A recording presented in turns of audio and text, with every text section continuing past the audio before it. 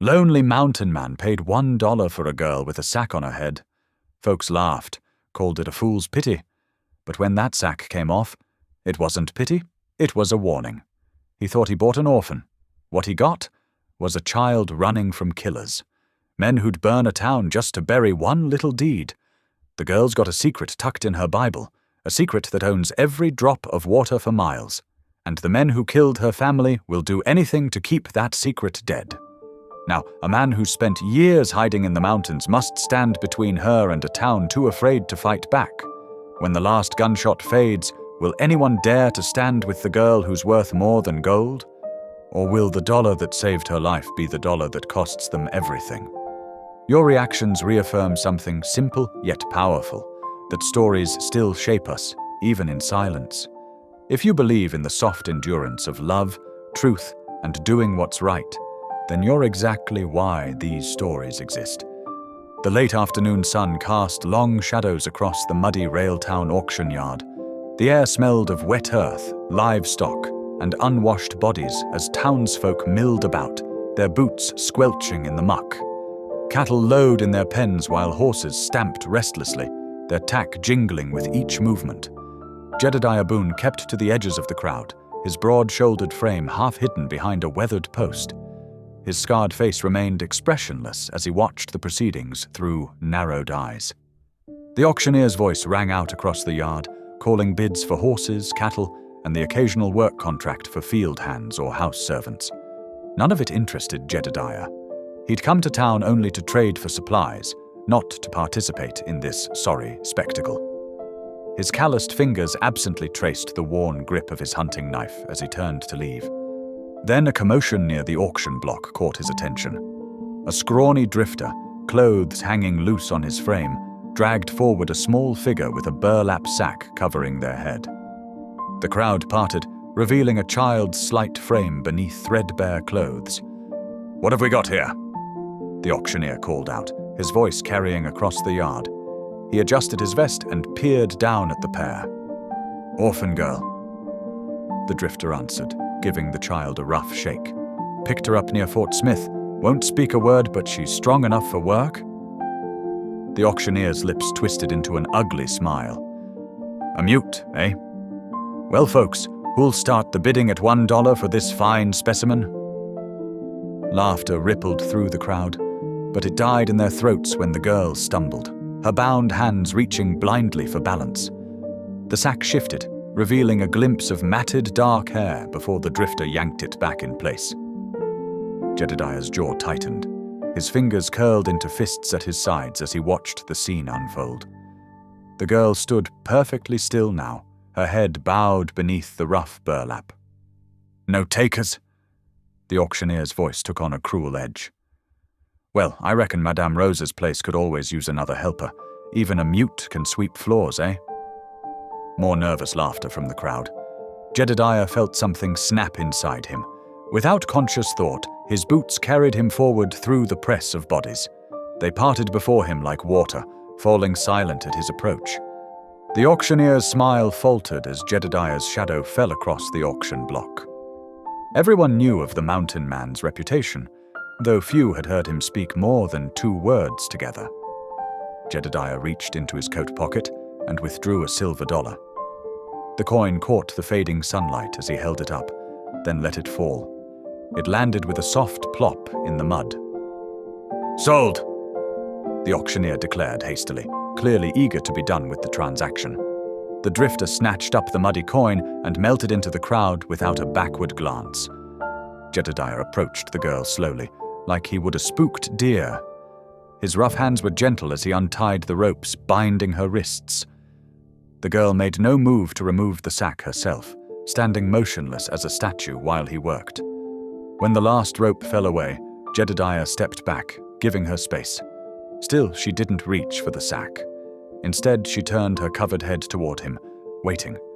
The crowd watched in tense silence as Jedediah led the way to where his pack mule stood tethered. The girl followed 3 paces behind, her steps careful but sure despite her blindness. Her small boots left shallow prints in the mud beside his deeper ones. Jedediah efficiently checked his mule's packs and tightened the cinch on his saddle. Throughout it all, the girl stood quietly nearby, the sack still covering her features. No one in the crowd dared approach or comment as the strange pair prepared to leave. The sun was touching the horizon when Jedediah mounted up. He clicked his tongue once, and the mule fell into step beside his horse.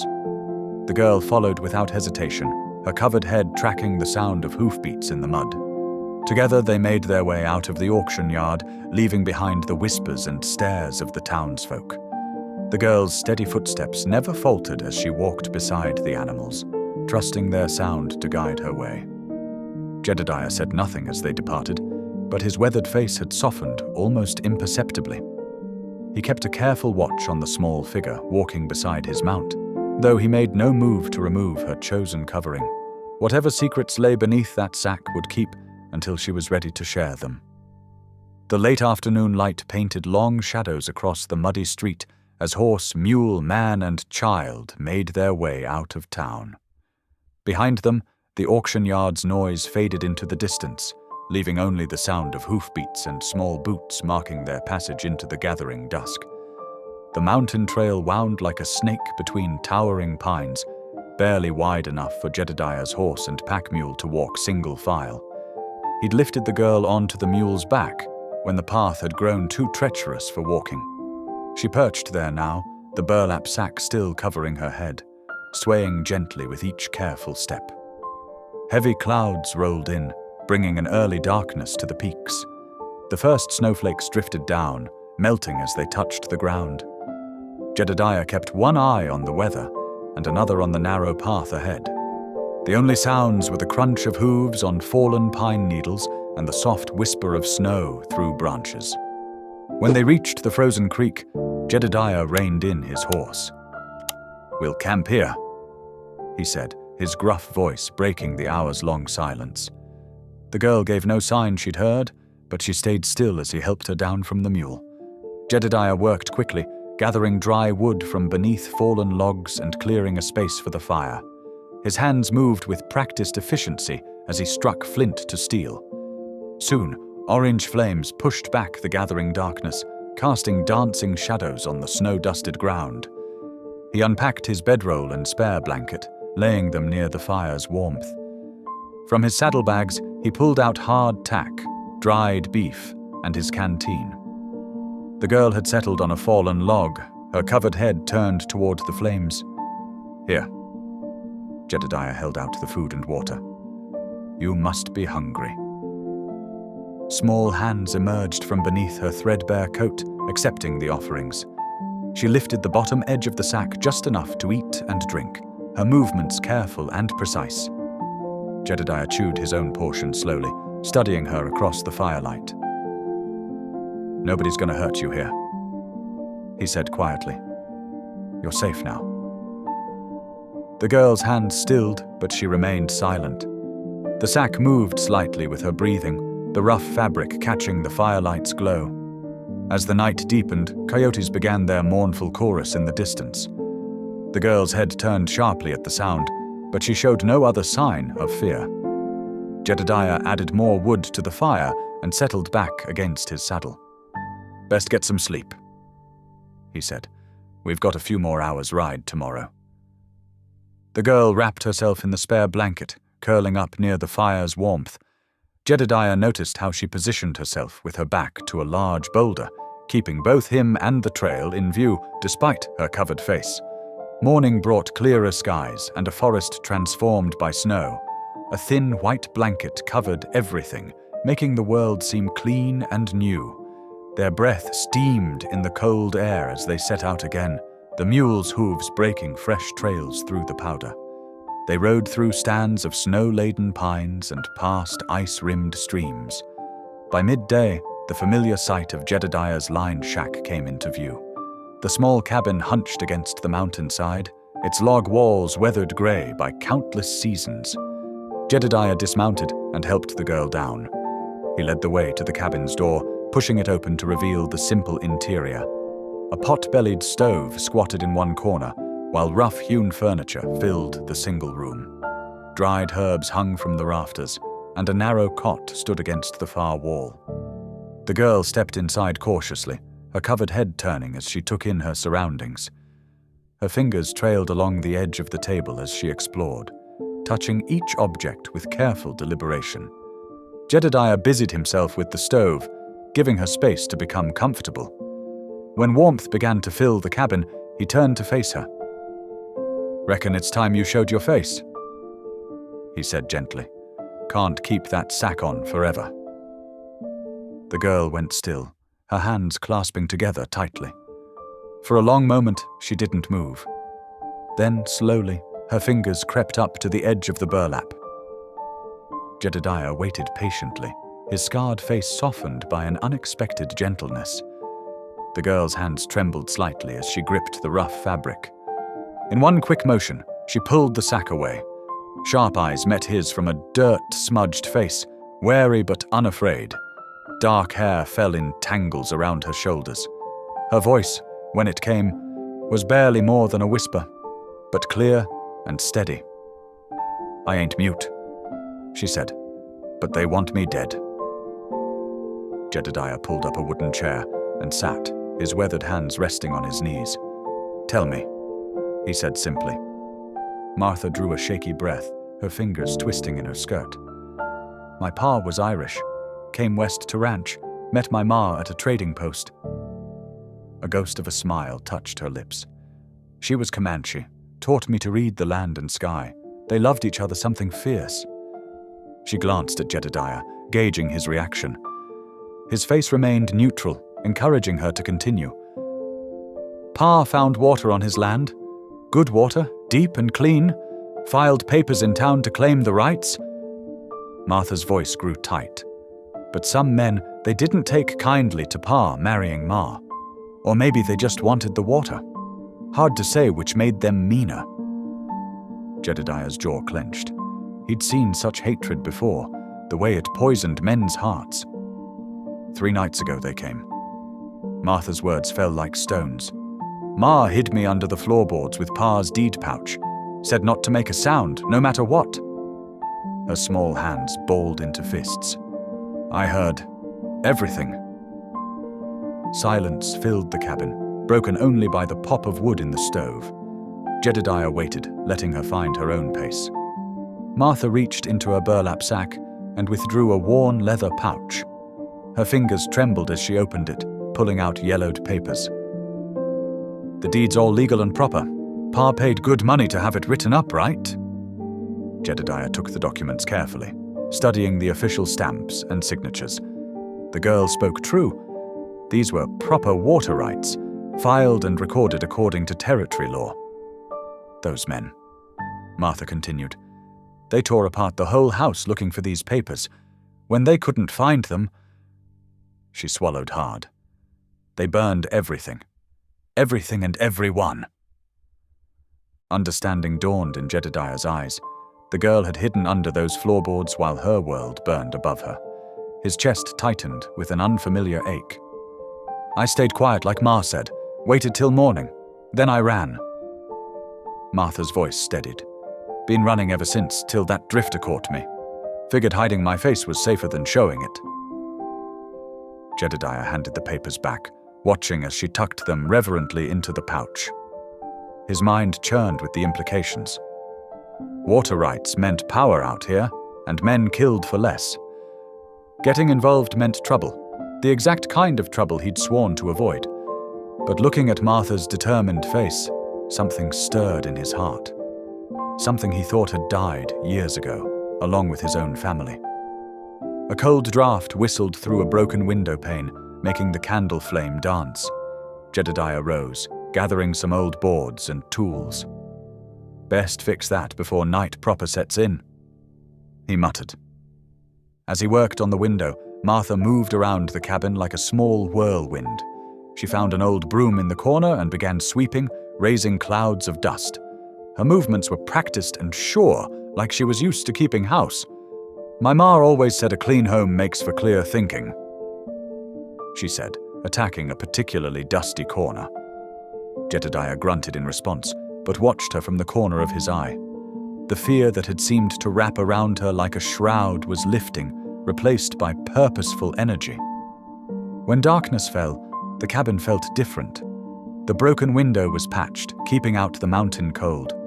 Dust no longer coated every surface, and Martha had arranged his few belongings with careful precision. She curled up by the hearth, wrapped in his spare blanket. The burlap sack that had hidden her face lay folded beside her, like a reminder of darker days. Her breathing soon settled into the rhythm of sleep, but her hand stayed curled protectively around the leather pouch. Jedediah stood in the cabin's center, looking down at the sleeping child. Yesterday, he'd been a solitary man with simple needs. Today, he had a girl to protect and a water rights war brewing on his doorstep. He shook his head slowly, speaking soft enough not to wake her. "What in God's name did I just buy?" The fire crackled in response, casting warm light over Martha's peaceful face. The answer was there, plain as day, though Jedediah wasn't ready to admit it. He'd bought himself a chance to make things right, not just for this girl, but maybe for himself, too. Dawn painted the mountain peaks in soft gold as Jedediah led Martha to a clearing near the cabin.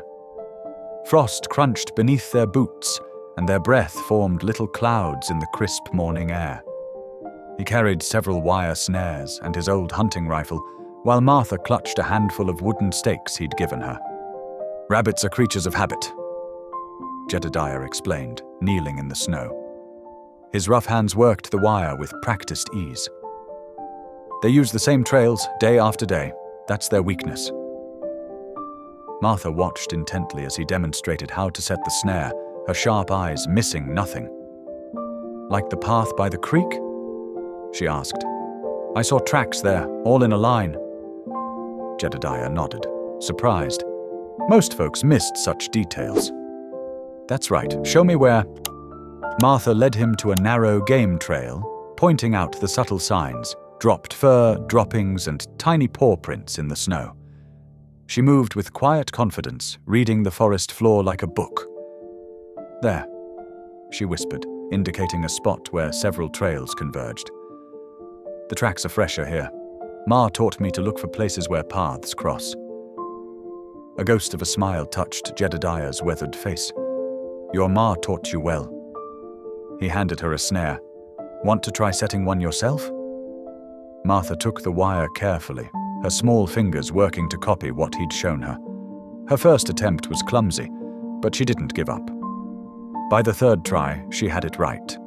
They spent the morning setting more snares, with Martha showing an uncanny knack for spotting the best locations. She pointed out bird signs, too, scattered seed hulls, broken twigs, and other marks Jedediah himself might have missed.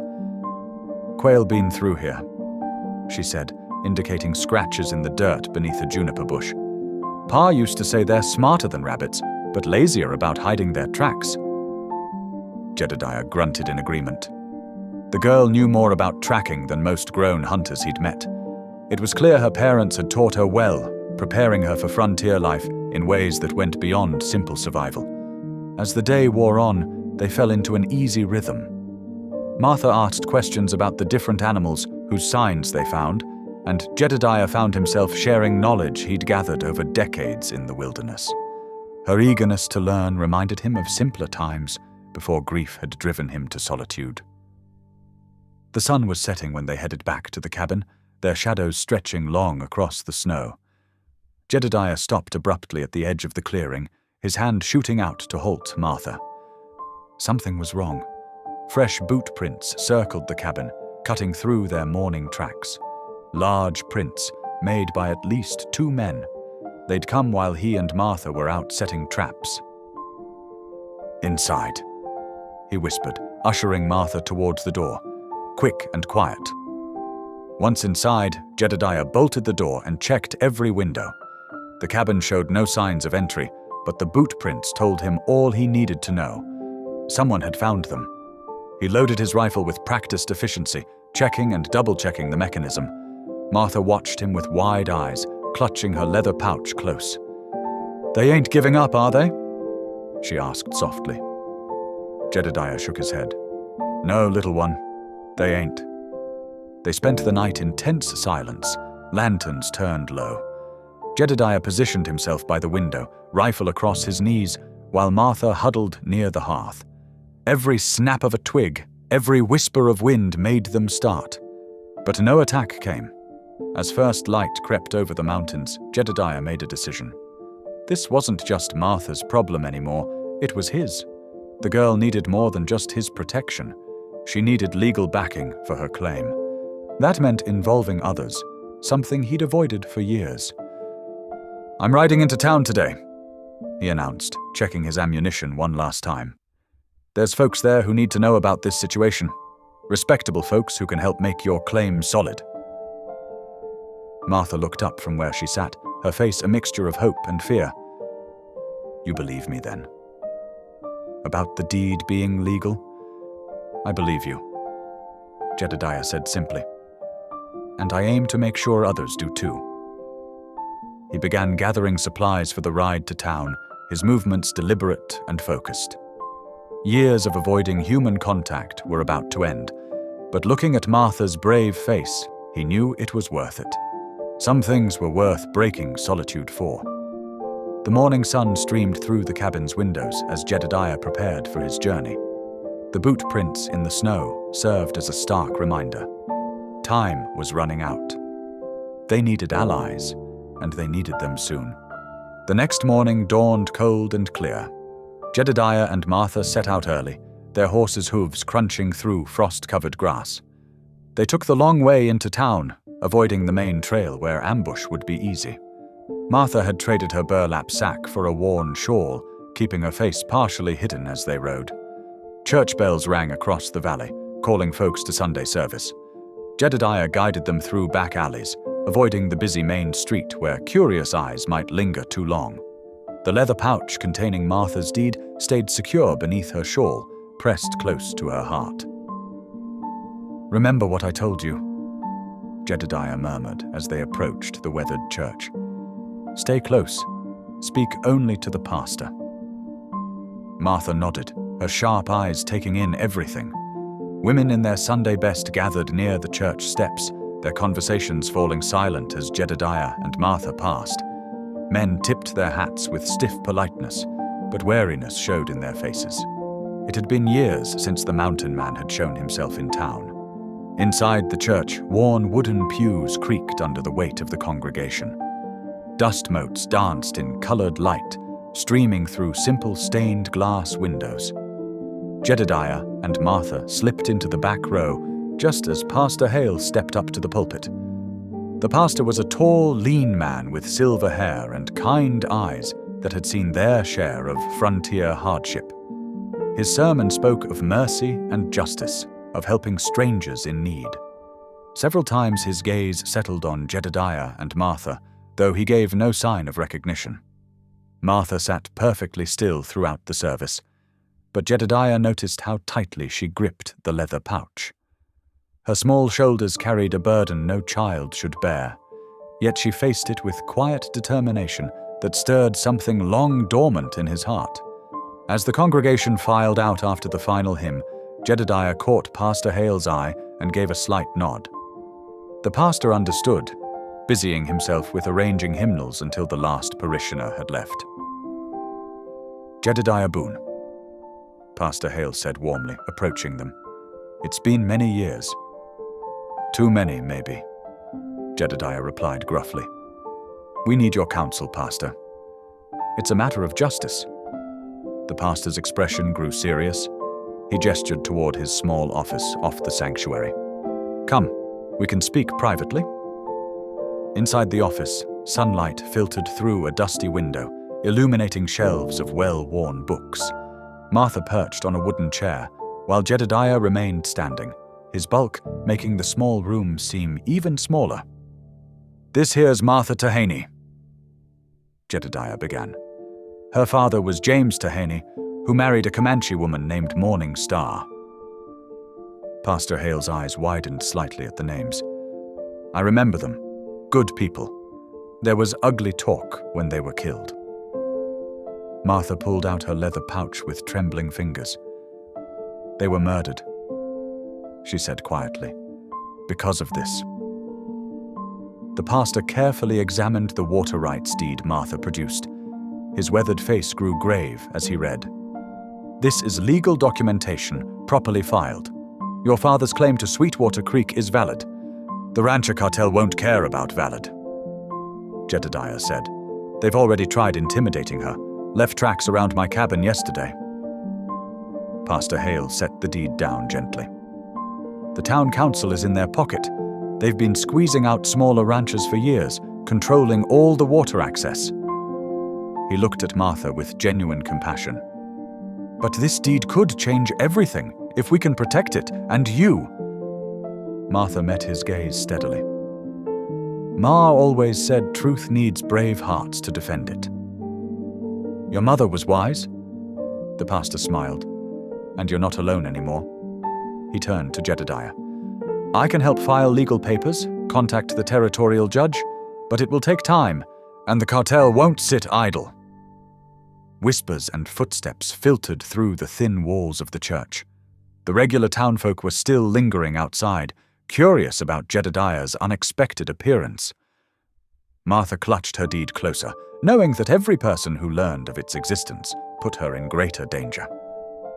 "This Sunday gathering," Pastor Hale said softly, "may be our best chance to set things right. The territorial judge visits next month. If we can keep you safe until then, Martha, we can present your claim properly." For the first time since Jedediah had removed her burlap sack, real hope flickered in Martha's eyes. She looked up at him, then back to the pastor. "You'll really help us?" "Child," Pastor Hale said gently, "defending the vulnerable is God's work, and I reckon he sent you to the right man when he guided you to Jedediah." Jedediah shifted uncomfortably at the praise, but didn't disagree. Whatever force had led him to that auction yard, he was committed now. Martha's cause was his cause. The following Sunday arrived with golden morning light streaming through the church's windows. The wooden pews filled quickly as townsfolk filed in, their curiosity piqued by whispered rumors of a special service. Martha sat in the front row, wearing a clean dress Pastor Hale's wife had altered for her. Her father's worn Bible rested in her lap, its leather cover concealing the precious deed within. Jedediah took his usual position at the back, standing rather than sitting, his weathered hands resting on his belt. His eyes constantly scanned the gathering crowd, noting familiar faces and potential threats. The church felt different today, tense with unspoken expectations. Pastor Hale stepped up to the pulpit, his silver hair catching the morning light. "Brothers and sisters," he began, his voice carrying to every corner of the small church. "Today we have a special reading from young Martha Tahaney, daughter of James Tahaney and Morning Star." A ripple of murmurs passed through the congregation. Some of the older residents nodded in recognition of the names, while others exchanged questioning glances. Martha rose slowly from her seat, clutching her father's Bible close. Her small feet made no sound as she climbed the 3 wooden steps to the pulpit. The Bible creaked as she opened it, its pages worn soft with years of daily reading.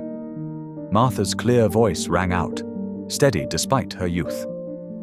From Psalms 25, verse 10. "All the paths of the Lord are mercy and truth unto such as keep his covenant and his testimonies." Her fingers traced the familiar words as she continued reading. "My father read these words every morning," she added softly, looking up at the congregation. "He believed truth would always find its way to light, like water finds its way through stone." Several women dabbed at their eyes with handkerchiefs. Even some of the hard-faced ranchers shifted uncomfortably in their seats, perhaps remembering James Tahaney's reputation for fairness and honest dealing. From his post at the back, Jedediah watched Martha with quiet pride. The frightened girl with the sack over her head was transforming before his eyes into something stronger, a voice for truth that couldn't be silenced. His hand unconsciously touched the grip of his pistol when the church door creaked open.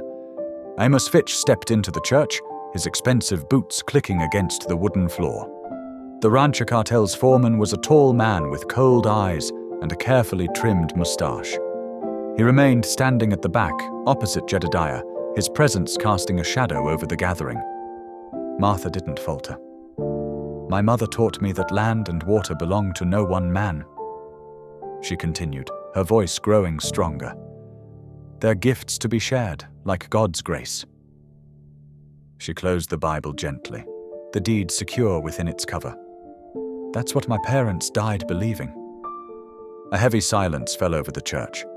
Pastor Hale stepped forward, placing a protective hand on Martha's shoulder.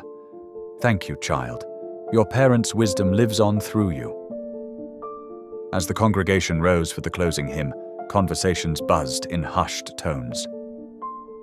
"James Dehaney was a good man," one old rancher muttered. "Never should have ended the way it did." "That child has her mother's spirit," a woman whispered to her neighbor. "Morning Star helped birth half the babies in this valley. Wasn't right what happened to them."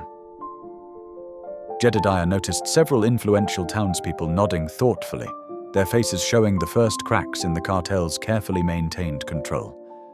But his attention kept returning to Amos Fitch, who watched the proceedings with a darkening scowl. As the congregation began to file out, a small boy in a threadbare jacket darted through the crowd. He approached Jedediah, glancing nervously over his shoulder at Fitch. "Mr. Boone?" the boy whispered. "Got a message for you?" Jedediah looked down at the boy's anxious face. "Speak it, then." The boy swallowed hard. "Mr. Fitch says to tell you they'll be calling on you." Without waiting for a response, he scurried away, disappearing into the dispersing crowd. Martha rejoined Jedediah, still holding her father's Bible close. Her eyes met his, showing she had heard the message. Neither spoke, but their shared glance acknowledged the storm gathering around them. Through the church windows, they could see Amos Fitch mounting his horse, his rigid posture radiating controlled fury. The morning sun caught his silver spurs as he rode away, leaving a trail of dust in his wake. Pastor Hale approached them, his face serious but determined. "You've sparked something today, Martha. People are beginning to remember what's right." He looked at Jedediah. "But Fitch won't let this rest easy." Jedediah nodded, his scarred face set in grim lines. The townsfolk continued to mill about outside the church, their usual Sunday conversations now charged with new purpose and questioning. The simple act of a child reading scripture had shifted something fundamental in the town's carefully maintained order, and everyone could feel it.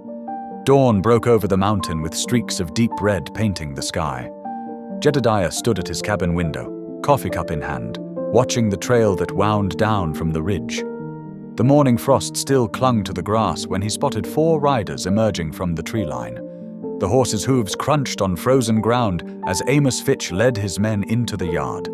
Their rifles stayed mounted on their saddles, a show of peaceful intent that fooled no one.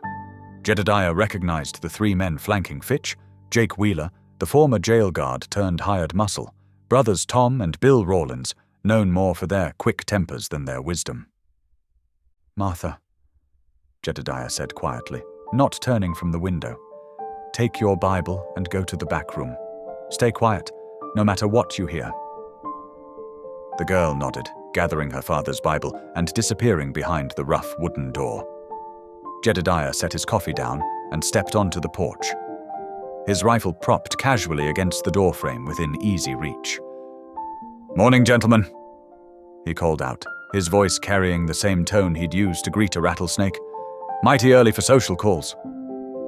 Amos Fitch dismounted, his expensive boots raising small clouds of dust. His smile didn't reach his eyes.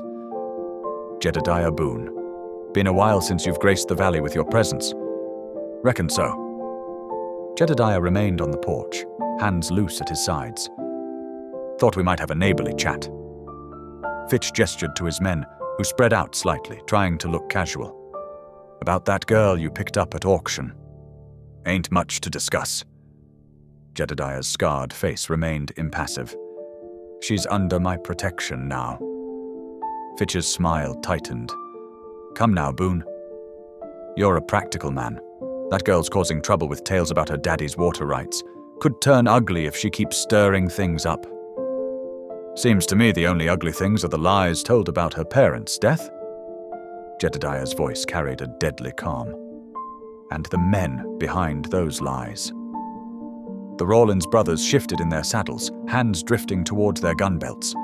Jake Wheeler spat into the dirt, his face darkening with barely contained violence. Now that sounds like an accusation. Fitch's friendly manner slipped, revealing something cold beneath. We're trying to build something here, Boone. Progress requires a firm hand. That girl's wild stories could undo years of careful work. Progress built on stolen land and murdered families ain't progress at all. Jedediah's hand moved slightly closer to his rifle. It's just theft wearing a fancy hat. Inside the cabin, Martha pressed her ear to the wooden door, clutching her Bible tight against her chest. The leather cover felt warm where it protected her father's deed. Last chance, Boone. Fitch's voice hardened. Send the girl out. We'll ensure she's taken care of proper-like, or things might get difficult for you both. Jedediah's eyes narrowed. When he spoke, his voice carried the weight of years spent surviving against desperate men. Way I see it, you've got two choices. Ride away now, all of you breathing easy, or start something that'll end with ravens picking at what's left of you come sunset. The morning air crackled with tension. Jake Wheeler's hand closed around his pistol grip, but Fitch raised a warning hand. He studied Jedediah's face, measuring the promise of violence in those steady eyes. Think on what I said. Fitch finally spoke, his words carrying poison beneath their reasonable tone. No man stands alone forever, especially not in these mountains. He turned his horse, gesturing for his men to follow. The Rawlins brothers exchanged dark looks, but obeyed. Jake Wheeler lingered a moment longer, his face twisted with frustrated rage, before spurring his horse after the others. Jedediah watched until they disappeared into the trees. Only then did he let out a slow breath, his hands unclenching from fists he hadn't realized he'd made. They're gone, he called softly. Martha emerged from the back room, her face pale but determined. They'll be back, she said quietly. Yes. Jedediah picked up his rifle and checked its loading.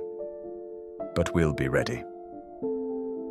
As evening approached, Jedediah worked methodically to reinforce the cabin. He added heavy wooden bars across the doors and checked every window latch twice. Martha helped without being asked, gathering extra water and stacking firewood inside.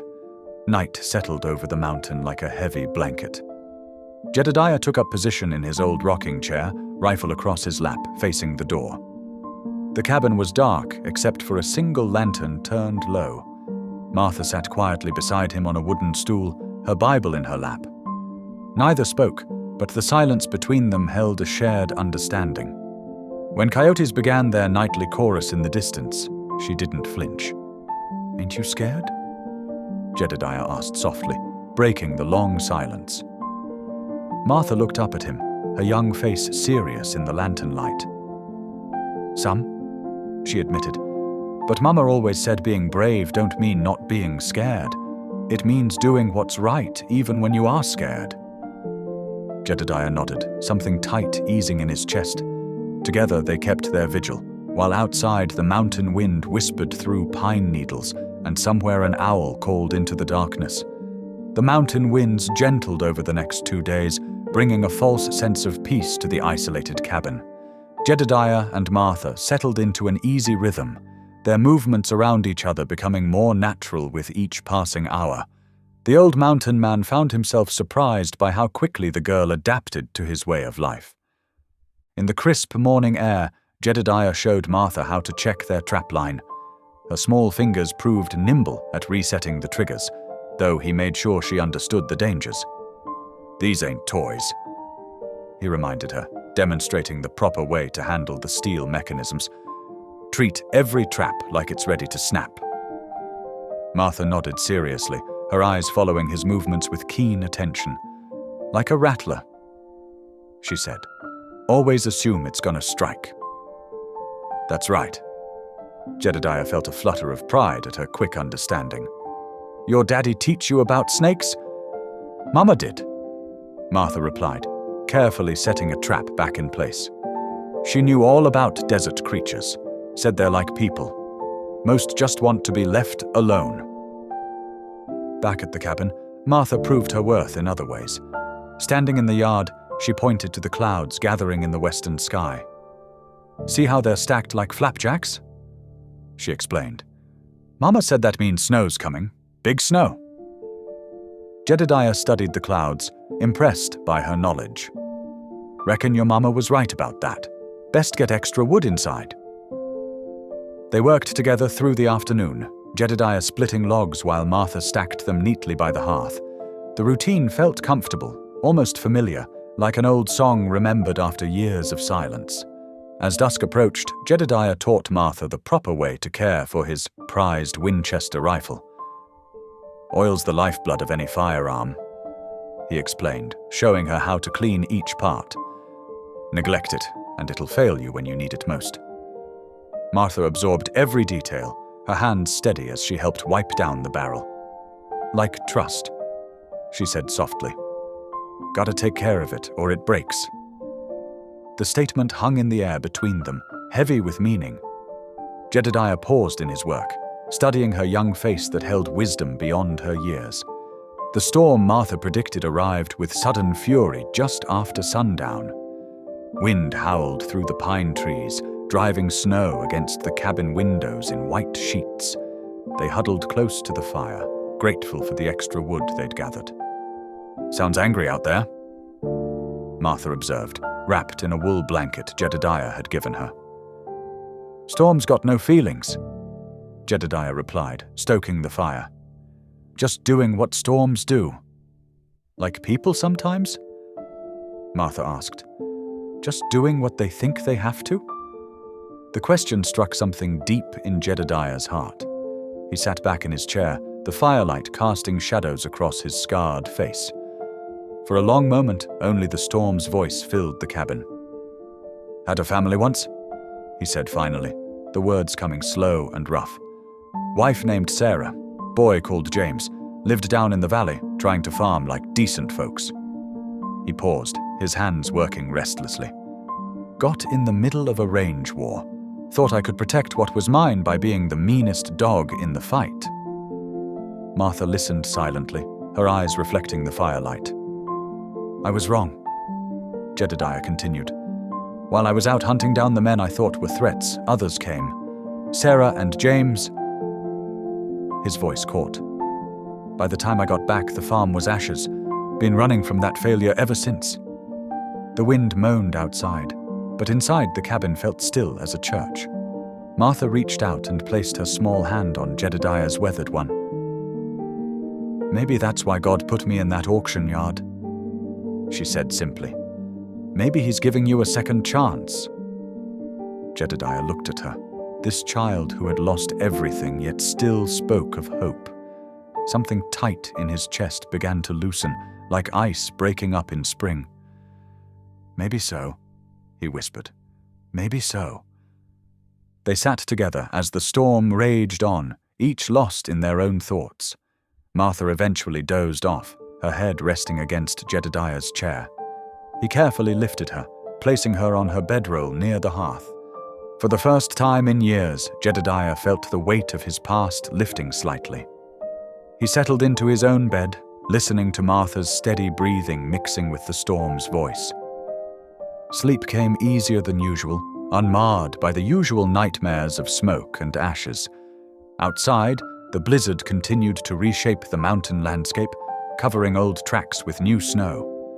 Inside the cabin, two wounded souls had begun to heal each other, finding in their unlikely partnership something neither had expected, the chance to begin again. Morning sunlight sparkled across the fresh snow, turning the mountain landscape into a sea of diamonds. The storm had swept away any trace of human presence around the cabin, leaving only pristine white drifts in its wake. Jedediah stood at the door, checking his rifle and adjusting his heavy coat. "I'll be back before sundown," he told Martha, who sat cross-legged by the hearth. "Stay inside. Keep the door barred. Don't make a sound, no matter who comes calling." "I know." Martha nodded, her fingers absently tracing the worn leather of her Bible. "I'll be careful. There's jerky in the top shelf if you get hungry." Jedediah paused, studying her small face. Something in his gut told him to stay, but they needed supplies. Remember what I showed you about the rifle under my bed? Yes, sir, though I pray I won't need it. The ride into town was slow going through the deep snow. Jedediah's horse picked its way carefully down the mountain trail, while his thoughts kept drifting back to the cabin. The bond forming with Martha troubled him, not because it wasn't welcome, but because it made him vulnerable in ways he'd sworn never to be again. The town was quiet when he arrived, most folks still digging out from the storm. Jedediah tied his horse outside the general store and stepped inside, the bell above the door announcing his presence with a cheerful jingle that felt out of place with his mood. As he gathered supplies, coffee, flour, ammunition, voices drifted through the thin wall from the saloon next door. He recognized the rough drawl of Fitch's men. "Tonight, then," one said, "while the snow's still fresh, no tracks. Boss wants it clean." Another replied, "Torch the shack first, smoke 'em out." "What about the girl?" "Fix that problem permanent. No witnesses, no deed, no trouble." Jedediah's hands tightened on the counter, his knuckles white. The shopkeeper gave him a nervous look, but Jedediah barely noticed as he threw money down and hurried out. The ride back was frantic. His horse struggled through the drifts as Jedediah pushed it harder than was wise. The sun was already low in the sky, painting the snow blood red. He was still a mile from the cabin when the first gunshot cracked through the evening air. "No," he whispered, spurring his horse forward. More shots rang out. Then, carried on the wind, he heard Martha scream. Jedediah drew his rifle and urged his horse up the final stretch. Through the trees, he caught glimpses of firelight. Too bright, too wild. His cabin was burning. A bullet whined past his head. He dove from his horse into the snow as more shots exploded around him. In the growing darkness, he could make out shapes moving through the trees, at least 5 men. "There's Boone!" someone shouted. "Take him!" Jedediah fired back, his rifle thundering in the darkness. One shape fell, but they had him surrounded, bullets kicking up snow all around him. Through the chaos, he saw Martha being dragged from the burning cabin by 2 of Fitch's men. She fought like a wildcat, kicking and screaming. "Martha!" Jedediah roared, breaking cover to run toward her. Pain exploded in his shoulder as a bullet found its mark. Another struck his leg. He stumbled, fell face first into the snow. Still, he tried to crawl forward, reaching toward Martha with one bloody hand. "Jedediah!" she screamed. "Help me!" Something hard struck the back of his head. Stars burst across his vision as he collapsed. The last thing he saw was Martha being thrown over a saddle, still fighting, still calling his name. Then darkness took him. He floated in and out of consciousness. The heat of the burning cabin washed over him in waves. Somewhere horses galloped away, taking Martha with them. The crack and roar of the fire grew louder as the cabin collapsed in on itself. Snow fell softly on Jedediah's face as his blood stained the ground beneath him. The stars wheeled overhead, cold and distant. In the darkness of his fading mind, he heard Martha's words from the night before. "Maybe God's giving you a second chance." Then everything went black, and Jedediah Boone knew no more. The first rays of dawn crept across the snow-covered mountain, casting long shadows through the smoldering ruins of Jedediah's cabin. His body lay half-buried in fresh powder, blood frozen in dark patches around him. The bitter cold had slowed his bleeding during the night, keeping him alive despite his wounds. Gentle hands brushed snow from his face. Through swollen eyes, Jedediah made out the weathered features of an elderly native woman. Her silver hair was braided with falcon feathers, and her dark eyes held depths of wisdom earned through many winters. "Be still," she murmured, pressing herbs against the bullet wound in his shoulder. "The spirits have kept you breathing through the night, Jedediah Boone." Pain shot through him as she worked. "How do you—" He croaked, his voice rough from the cold. "I am called Old Woman Sparrow," she said, mixing a poultice in a wooden bowl. "I have watched you and the child these past days. My heart knew trouble was coming." Jedediah tried to sit up, but his body refused to cooperate. "Martha," he gasped. "They took her. I failed her." Sparrow's hands were steady as she cleaned his wounds. "Failed? Number U showed her kindness when others showed cruelty. You opened your home when others would have closed their hearts. The morning sun grew stronger as Sparrow worked. She built a small fire, brewing tea in a battered tin cup. Steam rose in delicate spirals as she helped Jedediah drink. Martha's mother was my sister's daughter, Sparrow revealed, her voice soft with memory. She walked in both worlds with grace, teaching her child the old ways while embracing her husband's faith. The child carries that strength within her. Jedediah's throat tightened. I couldn't protect her. Guilt is a heavy chain, Sparrow said, checking the bandage on his leg. It will drag you down if you let it, but chains can be broken. The tea spread warmth through Jedediah's body. His mind cleared as Sparrow's medicine took effect. He thought of Martha's courage, her quiet determination, her trust in him despite all she had suffered. The men who took her, Sparrow continued, they fear what she represents. A deed on paper means nothing compared to the truth she carries in her heart, that this land belongs to all who would tend it with respect. Jedediah's hands clenched in the snow. Fitch will try to break her spirit. He will fail, Sparrow said with quiet certainty. Martha carries the strength of two worlds within her. Like the river that carves the canyon, she will find her way. With Sparrow's help, Jedediah managed to stand. His wounds ached, but her medicine had done its work. He could move, and that was enough. His horse was gone, but his old mule had returned in the night, drawn perhaps by loyalty or habit.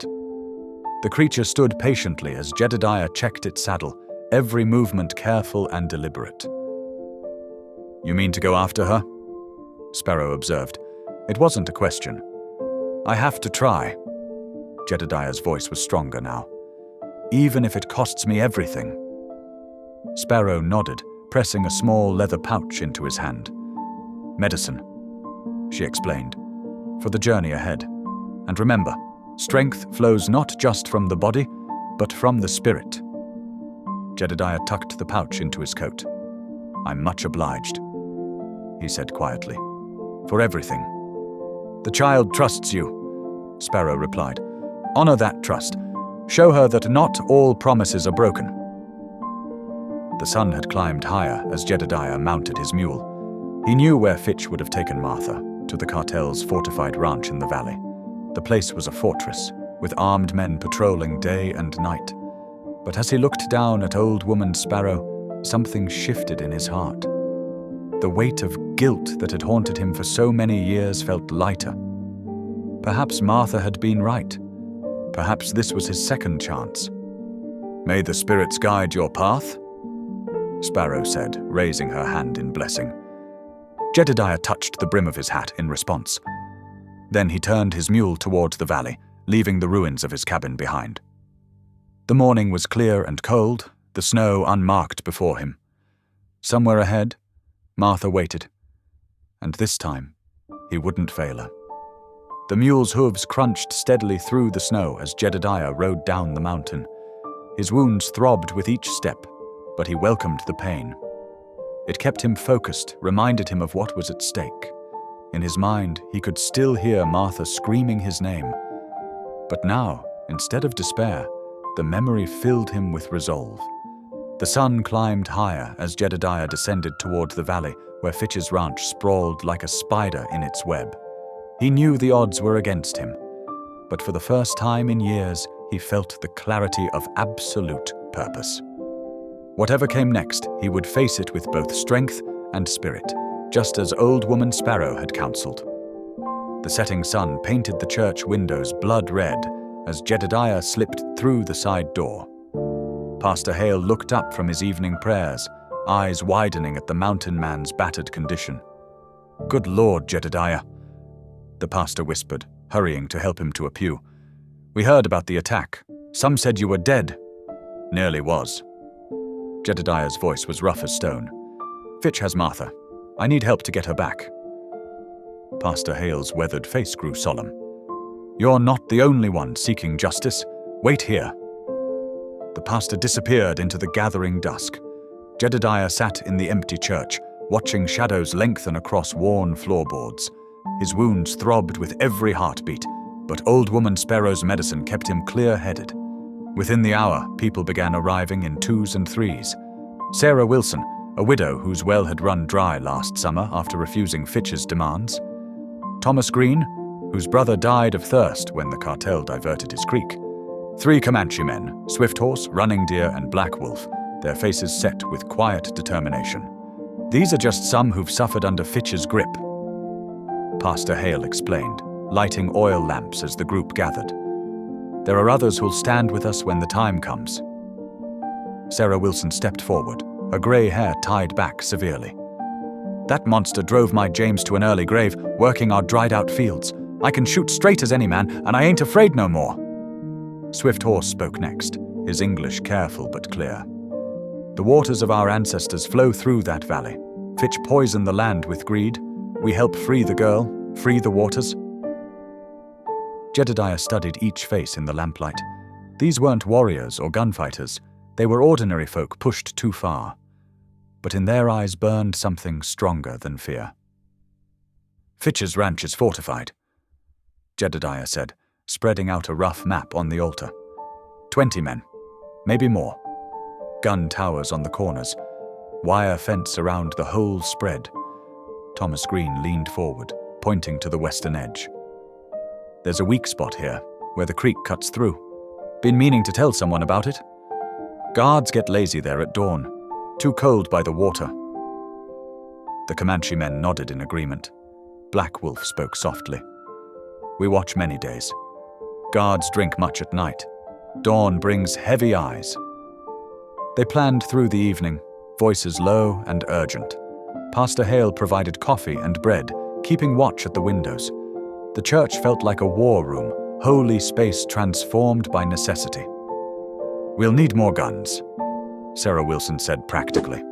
I got my husband's old Spencer rifle and my boy's Winchester. Others offered what they had: ammunition, horses, knowledge of the land. The Comanche hunters knew every shadow in the valley, every trail that might give them advantage. As midnight approached, Jedediah cleaned his rifle by lamplight, checking each mechanism with careful fingers. His blades, a long knife and a smaller skinning blade, lay sharp and ready. The others prepared their own weapons, the soft clicks and scrapes filling the church with deadly purpose. Pastor Hale watched them work, his Bible open on the pulpit. I never thought to see such preparations in God's house, he said quietly. But perhaps he understands that sometimes justice requires a firm hand. Thomas Green replied, loading cartridges into his belt. But it also tells of driving the money changers from the temple. Swifthorse touched the medicine pouch at his neck. Great Spirit knows when fighting is right, when peace must come through strength. They would move before dawn, using the last hours of darkness. The Comanche hunters would lead them through hidden paths to the creek's weak point. Sarah Wilson and Thomas Green would create a distraction at the main gate. Jedediah, though still wounded, would find Martha. Remember, Jedediah told them as they made final preparations, Fitch's men are cowards at heart. They've never faced folks who've lost everything and ain't afraid no more. The night deepened around the church. Outside, a coyote called, once, twice, then silence. Inside, these unlikely warriors checked weapons, shared water, and spoke quietly of what tomorrow might bring. Their determination filled the sacred space like a prayer. Pastor Hale's hand rested on his own father's revolver, carried across the prairie years ago. Dawn comes early this time of year, he said. Best get what rest you can. They settled in to wait, some sleeping, others keeping watch.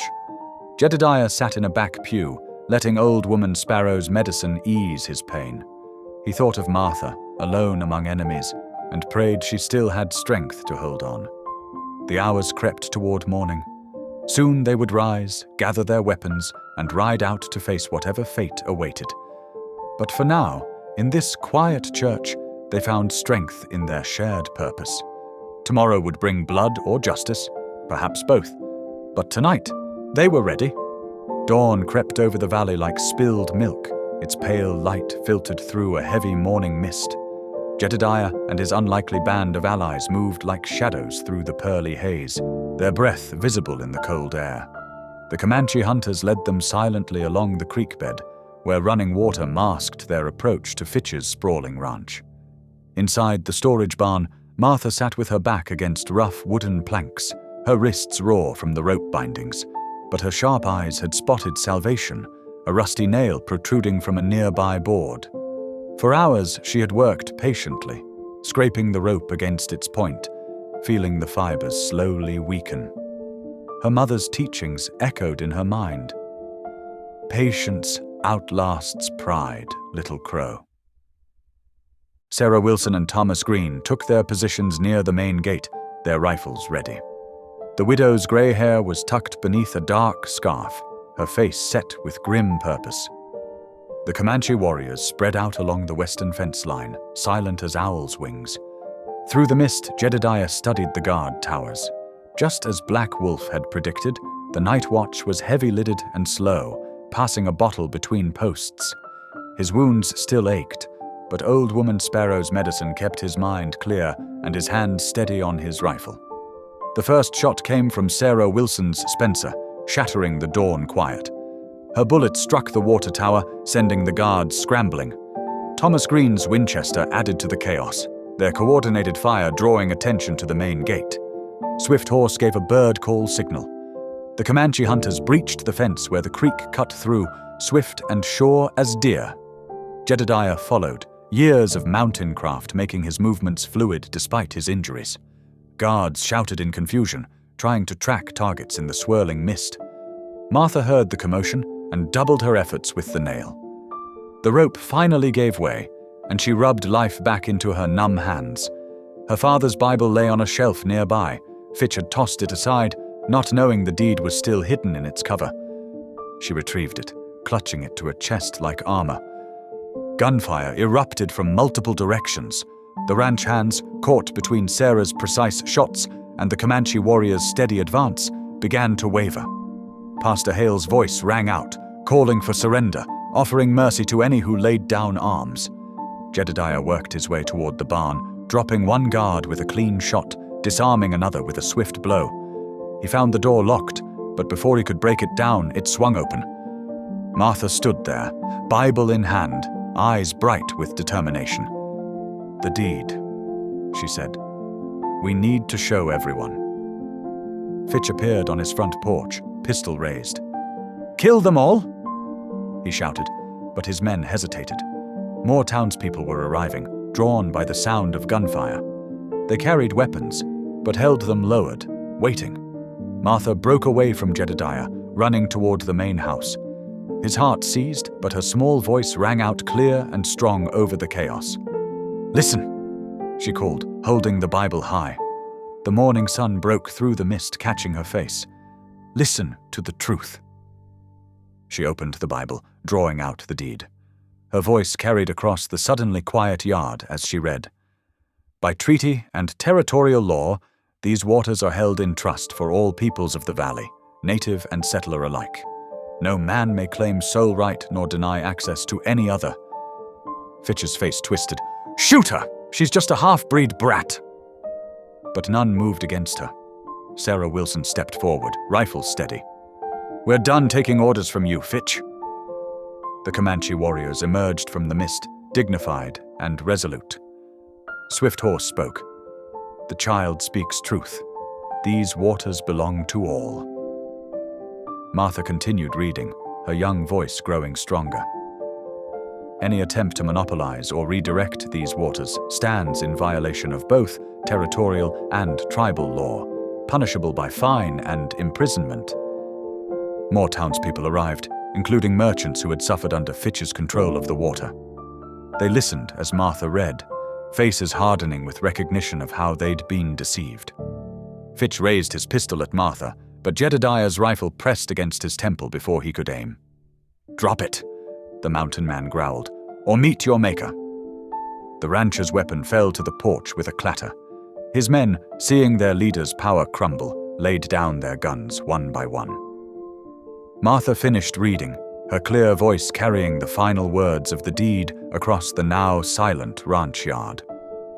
The morning sun burned away the last of the mist, revealing faces filled with shame, anger, and dawning hope. Pastor Hale stepped forward, his own father's revolver holstered. "The territorial marshal will want to hear about this," he said. "And I reckon there's quite a few folks ready to testify about Fitch's dealings." The widow Wilson moved to Martha's side, placing a protective hand on her shoulder. The Comanche hunters stood proud, their presence a reminder of ancient claims and future promises. And Jedediah watched it all, his rifle still trained on Fitch, seeing justice dawn as bright as the morning sun. The afternoon sun cast long shadows across Fitch's ranch yard as hoofbeats announced the arrival of Circuit Judge Harrison. The weathered magistrate dismounted with dignity, his leather satchel heavy with law books and territorial statutes.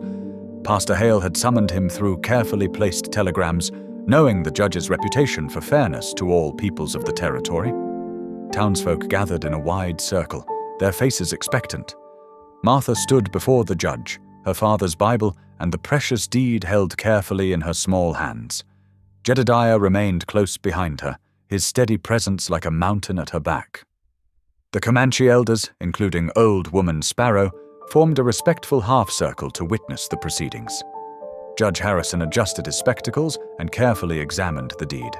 His fingers traced the official seals and signatures while Martha waited, her heart thundering like summer storm clouds.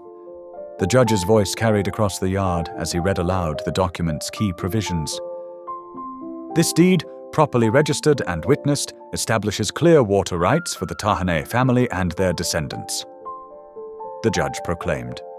"Furthermore, it specifies that the spring waters shall be held in common trust for all residents of the valley, both settler and native alike." Fitch, now in shackles alongside his men, snarled but fell silent under the judge's stern gaze. "By the authority of this territorial court," Judge Harrison continued, "I hereby restore these water rights to Martha Tahaney, sole heir of James and Morning Star Tahaney. The spring is declared communal property to be managed by a council of both town and tribal representatives." The territorial marshal and his deputies began loading Fitch and his men into a prison wagon. The rancher's face was dark with fury, but his power had evaporated like morning dew. Jedediah watched Martha standing tall before the judge, her chin lifted proudly as she accepted the deed back into her safekeeping. Something shifted in his scarred heart as he witnessed her quiet strength. This slip of a girl, who had trusted him when she had every reason to fear, had shown more courage than any man he'd known. In that moment, as the afternoon light gilded Martha's dark hair, Jedediah made a silent vow. He would never abandon this child who had become more precious to him than his own life.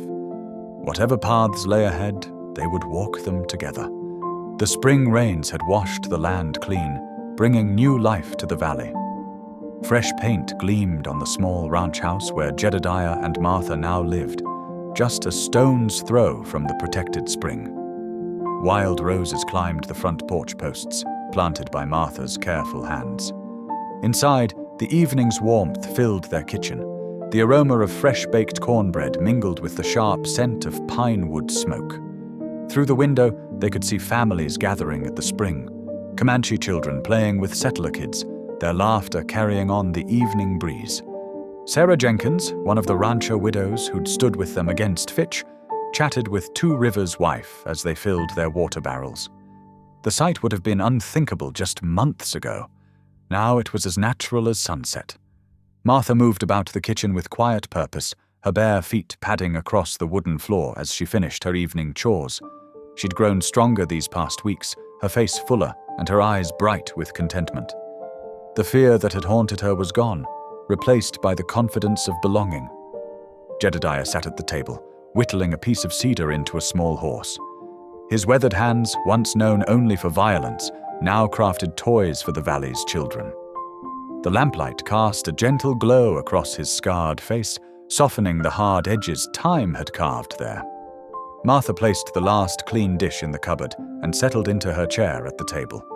A grin spread across her face as she watched Jedediah work. "You bought me for $1, mister," she said, her voice full of mischief and affection. "I think I bought you, too." Jedediah's hands stilled on the carving. He looked up at the girl who had changed everything, this child who had taught him to trust again, to believe in mercy instead of vengeance.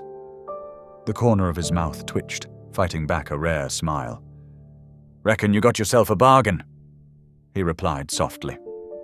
The lamplight wrapped them in its golden embrace as evening settled over the valley. Outside, crickets began their nightly chorus, and somewhere in the distance, a whippoorwill called. Inside their kitchen, two souls who had found each other against all odds sat in peaceful silence, finally home. Thank you for watching. If this one reached you, consider subscribing. I'll be back tomorrow with more meaning, more humanity.